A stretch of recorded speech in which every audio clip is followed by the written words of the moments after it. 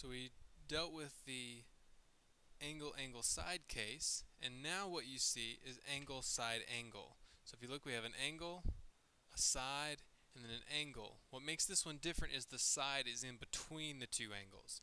So that's what makes it angle side angle.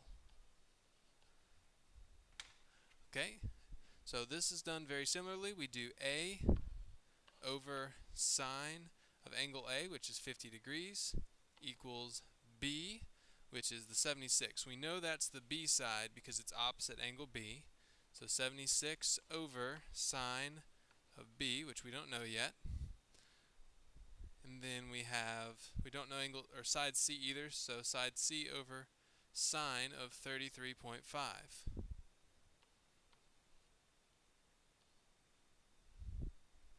Well, if you notice, we don't have any fraction that's completely solved for right now. In the first fraction, we don't know side A. In the second fraction, we don't know angle B. In the third fraction, we don't know side C. So we have to go back and do the same thing we did last time. I'll just move that out of the way. Whoops. And solve for that third angle. So we know that triangles have to add up to 180 degrees. So let's just use the calculator for this one. We know this has to add up to 180, so we'll do 180 minus 33.5 minus 50, and that'll tell us that length of the third angle. So it's 96.5. So 96.5 makes the third angle for us. So we can replace angle B right here with 96.5 degrees. Now we can use B, or this fraction right here, with either one of the others to find those other sides. So we'll just do A first.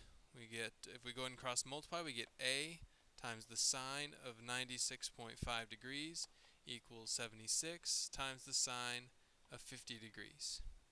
And then to get A by itself, we divide both sides by sine of 96.5 degrees.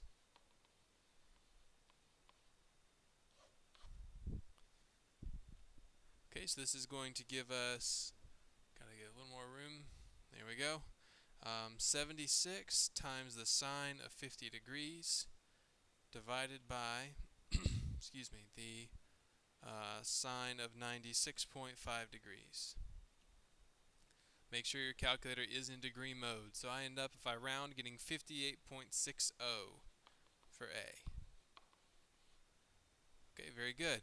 Now, again, you could now replace the A with 58.60 and use these two together to solve for C. And that's okay, but it's really not best because you've rounded to get that 58.60.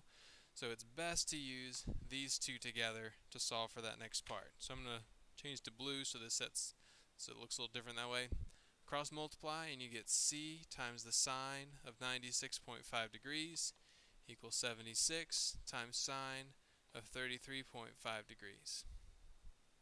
To get C by itself, divide both sides, by sine of 96.5. And we can do that portion in the calculator. 76 times sine of 33.5 divided by sine of 96.5. We get 42.22. 42.22. So now we know all the sides and all the angles of this equation. Or this triangle, rather. So we looked at two cases so far, the angle side, the angle side, the angle side angle, and the next one we're going to look at is a little tougher. It's called the ambiguous case. If you don't know what ambiguous means, it just means uncertain or unclear. And the ambiguous case is when you have side angle. I don't mean to be crass, but if you look at those letters backwards, it's not a really nice word. And this is not a really nice type of equation because it can be different things. So sometimes the information they'll give you cannot actually form a triangle. Why they would do that to you, I don't know. But sometimes the information you have won't actually create a legitimate triangle. Sometimes it creates exactly one triangle, or there are times where, given the information you have, two different triangles could be drawn. So let's examine this and see if we can figure out this particular one. We're going to look at one of each of those scenarios, but you won't know which is which until we solve it. So let me set up what we have. Side A is 55. I know it's side A because it's opposite angle A. Over sine 61 degrees equals side B, which we don't have any information on, over angle B, which we also don't have any information on. And then side C is 35, and then we don't know the angle C. So if you notice, in the other two we had two angles and we were able to immediately solve for the third angle. And the benefit of that is it gave us at least one piece of information for each fraction. Here, if you notice, A is completely solved, and that's great, but B's not. B's not solved at all. It has no information. We have no information about side B or angle B, and that's what creates this ambiguity, what makes it uncertain. Okay, so it doesn't help me to set this one equal to this one because I have little b and big B to solve for, so I'm not going to do that. I have to set the first and the last one equal to each other so that I can solve for angle C. So I do 55 times sine of C is equal to 35 times sine of 61 degrees. And notice this time I'm solving for sine of C. So now I'm going to divide both sides by 55 and get sine of C equals 35 times the sine of 61 degrees over 55. So let's pull up the calculator and see what that gives us. 35 times the sine of 61 degrees divided by 55. Okay, so I get 0.55657. Okay, so I'll write that here, 0.5565.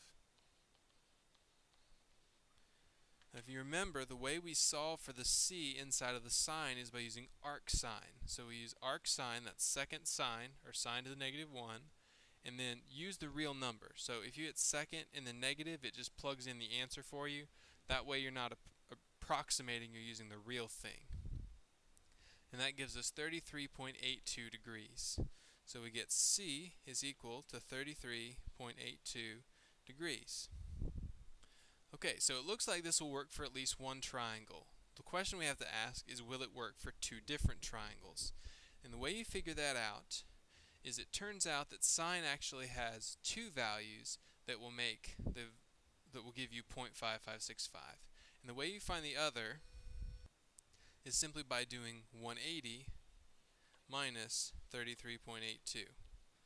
Okay, and I'll show you what I'm talking about. So if we do 180 minus, and we'll just use the exact one here, we get 146.18. Well, if you take the sine of 146.18, you'll notice it gives you the exact same thing we had up above. So there's really two different angles that this would work for. However, we got 146.18.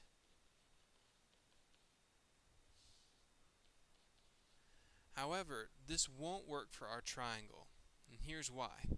If we were to plug 146.18 right here, we would have a problem. You have to remember, how many degrees should a triangle have? It should have 180. Well, if you add 146.18 plus 61 degrees, you're way over 180. So it's not possible in this triangle that that angle is 146.18. So we don't have to worry about that, and we just have exactly one triangle that this will form. So we will label that as 33.82 degrees. We can then figure out what the third side is by doing 180 minus those two. So 180 minus 61 degrees minus 33.82. And we get 85.18. So I can put in for angle B 85.18, and I know for angle C now that it's 33.82. So the last thing I need to do is solve for B. Here it's not super important which one you set it equal to because you've approximated for both, so it's not a big deal. I'm probably still going to use my original one right here just so we get into a good habit of doing that. So I'm going to do this in red. We get b times sine of 61 degrees equals 55 times sine of 85.18 degrees. Then divide both sides by sine of 61.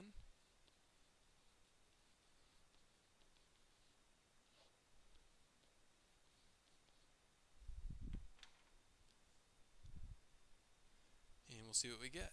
55 times sine of 85.18 divided by sine of 61. Don't forget, you've got to close that parenthesis, so I need to go back here and put a parenthesis in there. Alright, there we go. We get 62.66. So the length of side B is 62.66. So we now know all the pieces of this triangle.